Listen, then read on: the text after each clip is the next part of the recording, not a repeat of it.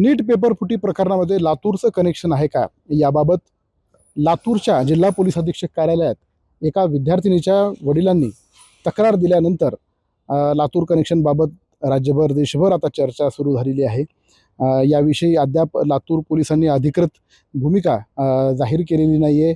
नेमका तक्रारदार कोण आहे आणि कुठल्या क्लासेसच्या विरोधात ही चौकशी सुरू आहे हे सांगितलं नाही। मात्र कसून चौकशी सुरू असल्याचं पोलिसांनी ऑफ द रेकॉर्ड आपल्याला सांगितलेलं आहे। आपल्या सूत्रांनी दिलेल्या माहितीनुसार सांगितलेलं आहे आतापर्यंत 3 ते 4 जणांची चौकशी या प्रकरणामध्ये झालेली आहे आणि त्या क्लासमधून एक CCTV फुटेजसुद्धा पोलिसांनी जप्त केलेली हार्ड डिस्क जप्त केलेली आहे। त्या क्लासेसमध्ये कोण येतंय कोण जातंय याची माहिती घेण्यासाठी कदाचित ते CCTV घेतला असावं।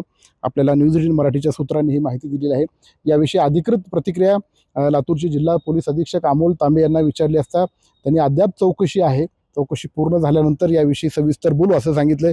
परंतु अधिकृतपणे ते कॅमेऱ्यापुढे अजून आलेले नाही आहेत आणि जिल्हा पोलीस अधीक्षक कार्यालयात तक्रार दिल्यानंतरच लातूरचं हे कनेक्शनची चर्चा राज्यभर आणि देशभर झालेली आहे। आता या चौकशीतनं नेमकं काय निष्पन्न होतं हे बघावं लागणार आहे। तो क्लासवाला नेमका कोणता आहे, नेमकी तक्रार कोण दिलेली आहे, या सगळ्या बाबी लातूर पोलीस ज्यावेळेस चौकशी पूर्ण करतील त्याच्यानंतरच ते पुढे आणतील असं लातूर पोलिसांनी लातूरच्या जिल्हा पोलीस अधीक्षकांनी सांगितलेलं आहे।